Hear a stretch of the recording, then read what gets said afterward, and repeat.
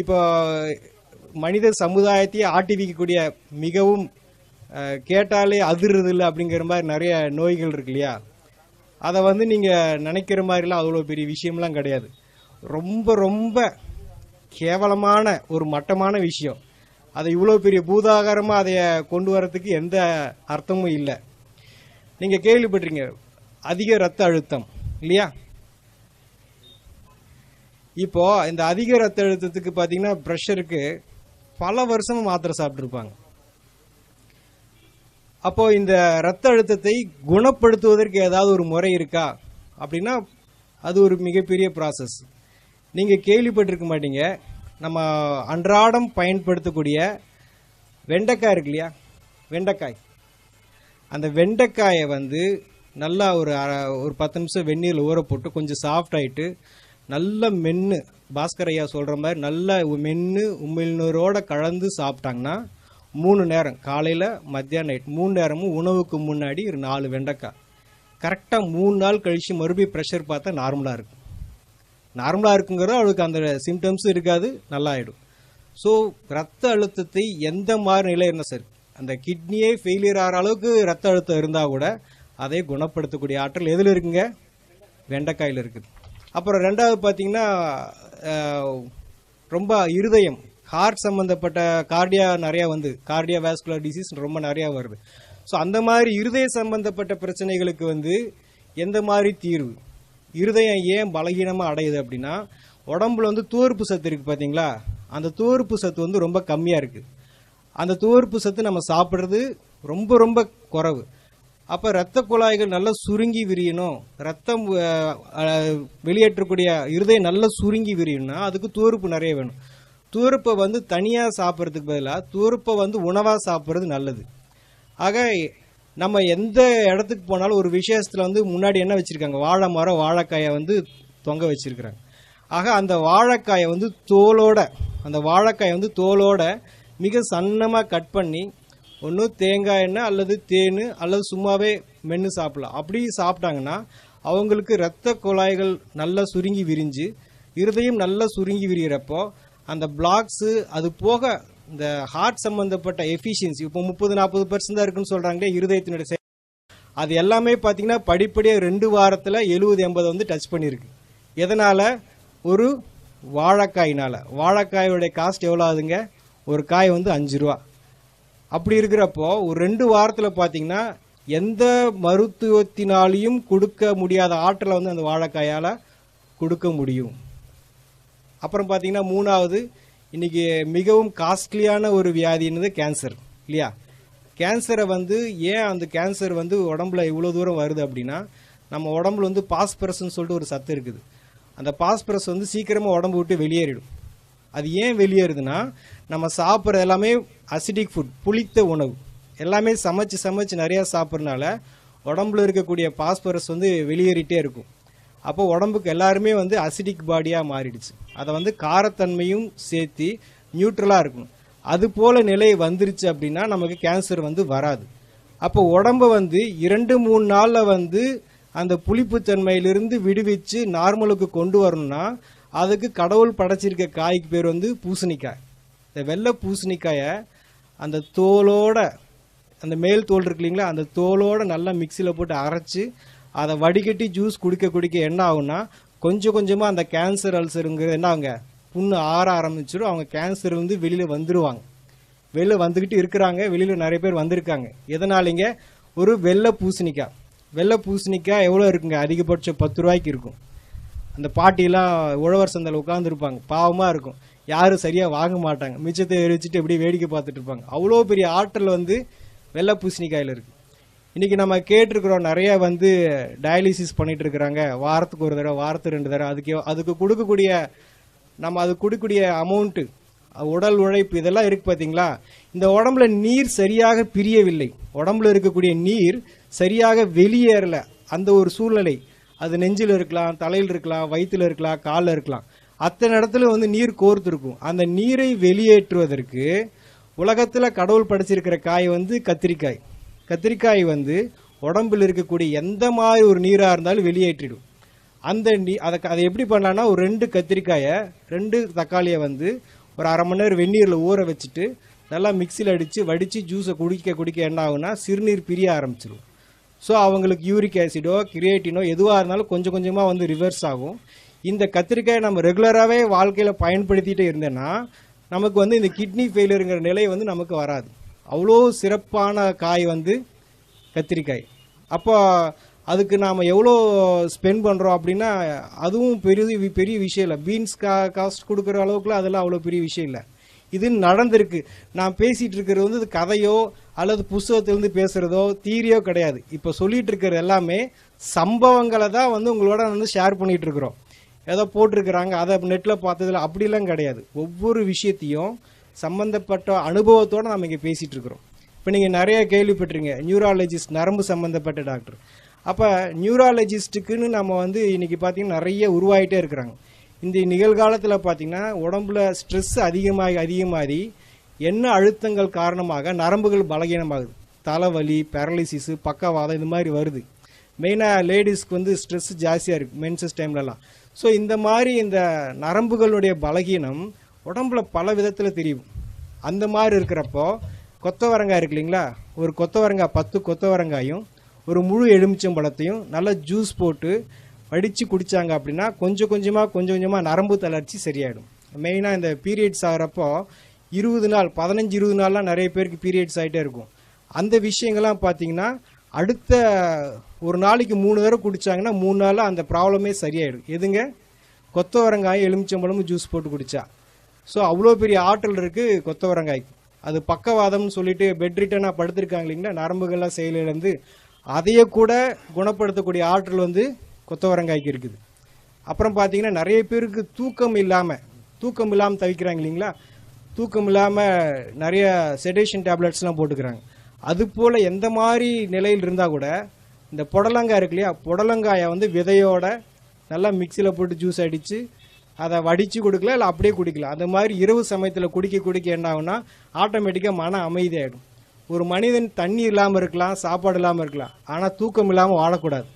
அந்த மாதிரி தூக்கமின்மையை வந்து மிக அற்புதமான முறையில் எந்த விதமான செலவு இல்லாமல், பெரிய அளவில் செலவு இல்லாமல், மிக எளிய முறையில் சைடு எஃபெக்ட் இல்லாமல் குணப்படுத்துறதா இது புடலங்காய்.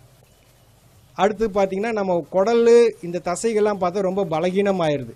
ஸோ அந்த பலகீனம் காரணமாக பார்த்தா கர்ப்பப்பை இறங்கிருச்சு, குடல் இறங்கிருச்சு, கேள்விப்பட்டிருக்கீங்களா? இதெல்லாம் நம்ம கேள்விப்பட்டிருக்கிறோம். அப்போ அந்த உடம்புல இருக்கிற தசைகள் வந்து ஸ்ட்ரென்த் கிடையாது. இப்போ இந்த ஏதோ ஒரு பொருளை பிடிச்சி தூக்குனா அதுக்கு வந்து பலம் வேணும் இல்லையா, அந்த பலம் இல்லாதனால அதெல்லாம் இறங்குது.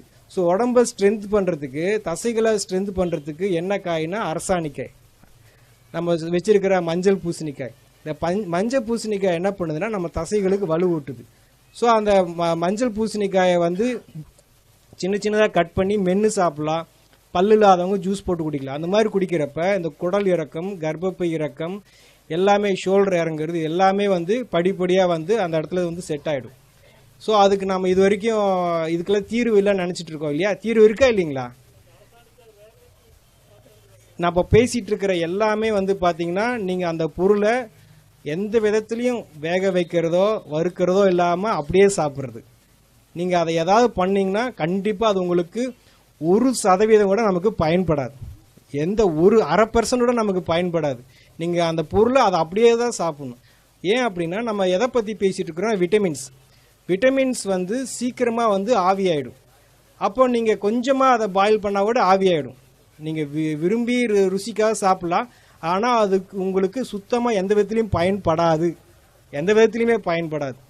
அப்புறம் நம்ம நிறைய கேள்விப்பட்டிருக்கிறோம், என்னது கொலஸ்ட்ரால் அப்படிங்கிறது ஒரு சகஜமாக எல்லாருக்கும் இருக்கக்கூடிய ஒரு விஷயமாயிடுச்சு. இங்கே இருக்கிறவங்களுக்கு எடுத்து பார்த்தா 70%க்கு நெகட்டிவாக தான் கொலஸ்ட்ரால் இருக்கும். ஸோ அந்த கெட்ட கொழுப்பு எப்படி உடம்பு விட்டு நீங்கும் அப்படின்னா, உடம்புல வந்து எந்த மாதிரி கொழுப்பாக இருந்தாலும் அந்த கொழுப்பை வந்து தசையிலிருந்து தோலிருந்து கொஞ்சமாக நீக்கி வெளியே அனுப்புறதுக்கு தான் கோவக்காய் என்ன பண்ணுதுன்னா கொஞ்சமாக அந்த கெட்ட கொழுப்பை உடம்புலேருந்து நீக்கி அந்த ட்ரைக்ளிசரைடு, எல்டிஎல் இதெல்லாம் வந்து கொஞ்சமாக நீக்கி உடம்பு வந்து சுத்தமாக வச்சுக்கும். ஃபேட்டி லிவர்னு சொல்லுவாங்க. அதெல்லாத்தையும் கூட இந்த கோவக்காய் வந்து மிக அற்புதமான முறையில் சரி பண்ணிவிடும். ஸோ கொலஸ்ட்ராலுக்கு ஒரு தீர்வு கிடைச்சிருச்சா. அப்புறம் உடம்புல சொரியாசிஸ் சொல்லுவாங்க இல்லையா, மிக கடுமையான வியாதி, பயங்கரமான தோல் சம்மந்தப்பட்ட பிரச்சனை. அந்த மாதிரி சொரியாசிஸ்க்கு வந்து ட்ரீட்மெண்ட்டில் நிறைய பேருக்கு சர்ஜரி லெவலில் போகிறாங்க. அந்த மாதிரி சர்ஜரியெலாம் இல்லாமல் சாதாரணமான முறையிலே வந்து சரிப்படுத்துறது தான் வந்து கோவக்காய். கோவக்காய்க்கு மீறின ஒரு பொருள் கிடையாது. இந்த வெள்ளையாக இருக்குல்லையா, ஒயிட்லலாம் வெள்ளையாக பேச்சஸ் வருது. இந்த மாதிரி வெள்ளையாக இருக்கக்கூடிய பேச்சஸ்க்கு கூட இந்த கோவக்காயை சாப்பிட்டு மீண்டும் அந்த கலர் வந்திருக்கு. கோவைக்காய் அதோட கோவை இலை கிடச்சா அதோட ரொம்ப சிறப்பு. சரிங்களா? கொலஸ்ட்ராலுக்கு சரி, இந்த மாதிரி ஸ்கின் ப்ராப்ளத்துக்கு எல்லாத்துக்குமே கோவக்காய் நல்லா கேட்கும். அடுத்து பார்த்தா சுவாசத்தில் நமக்கு வந்து சரியான ஆக்சிஜன் பற்றாக்குறை இருக்கிறனால தான் இந்த ஆஸ்துமா, வீசிங் இதெல்லாம் வருது. ஸோ அந்த மாதிரி சுவாச சம்பந்தப்பட்ட பிரச்சனைக்கு உடம்புல அதிகமான ஆக்சிஜன் பிராணனை கொடுக்கக்கூடியது தான் வந்து முருங்கை இலையை கீரையை ஜூஸ் போட்டு குடிக்கலாம்.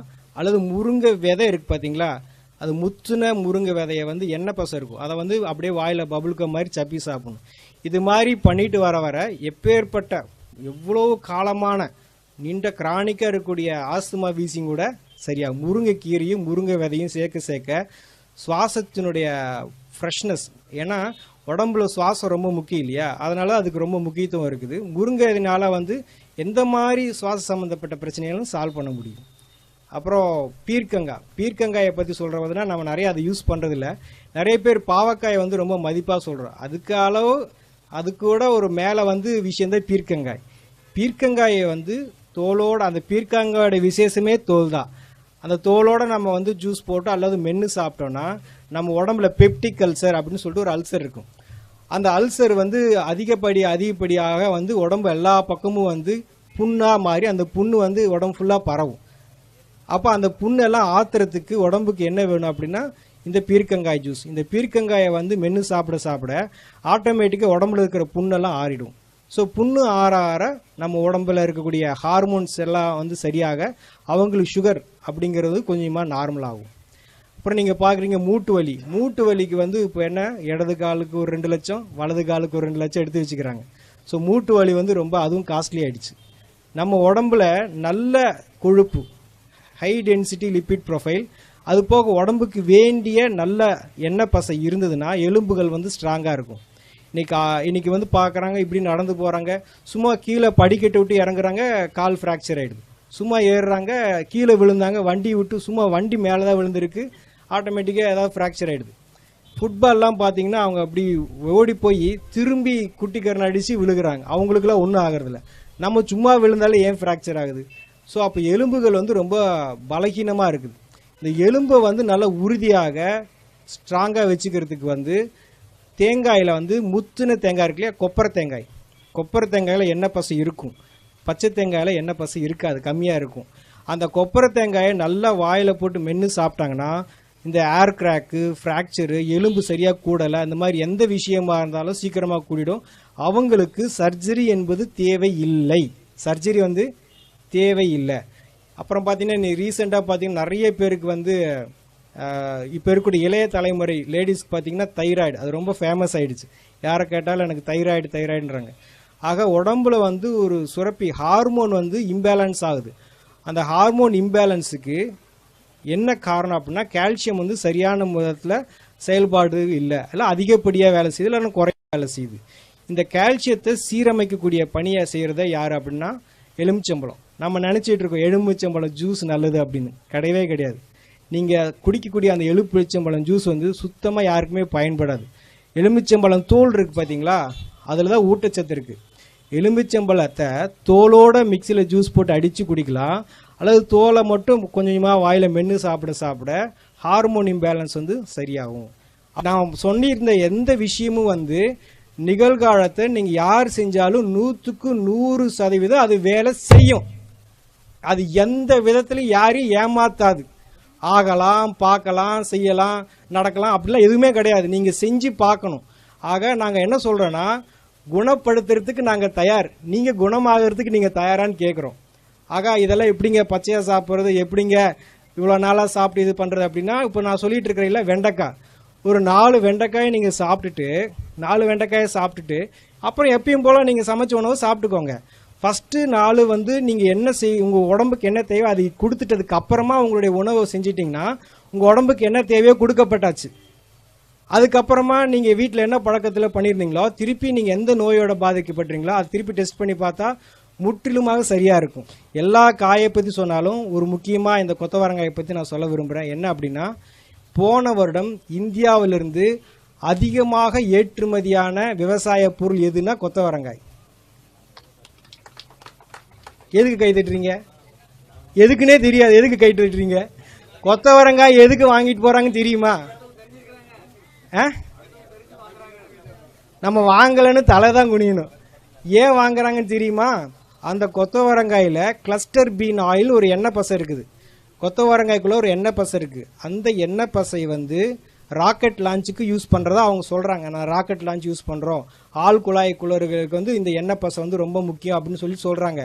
ஆனால் ஒரிஜினலாக அது நரம்பு சம்மந்தப்பட்ட எல்லா பிரச்சனையும் சால்வ் பண்ணும்.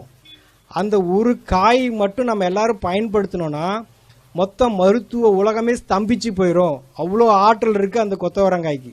பீரியட்ஸ் ஆகிறப்போ, பீரியட்ஸ் ஆகிறதுக்கு 2 நாள் முன்னாடி, பீரியட்ஸ் ஆகிறதுக்கு பின்னாடி 2 நாள், 5 நாள் கண்டிப்பாக கொத்தவரங்காயை எலுமிச்சம்பழத்தோட ஜூஸ் போட்டு குடித்தாங்கன்னா அவங்களுக்கு இந்த மாதிரி யூட்ரஸ் ஃபைபாய்டு, பிசிஓடி, எந்த பிரச்சனை, பெயின், பேக் பெயின், வயிற்று வலி, தலைவலி, தலை சுற்றுறது, எந்த இது இல்லாமல் சுமூகமாக அந்த நாட்களை எளிமையாக கடந்து போயிடுவாங்க.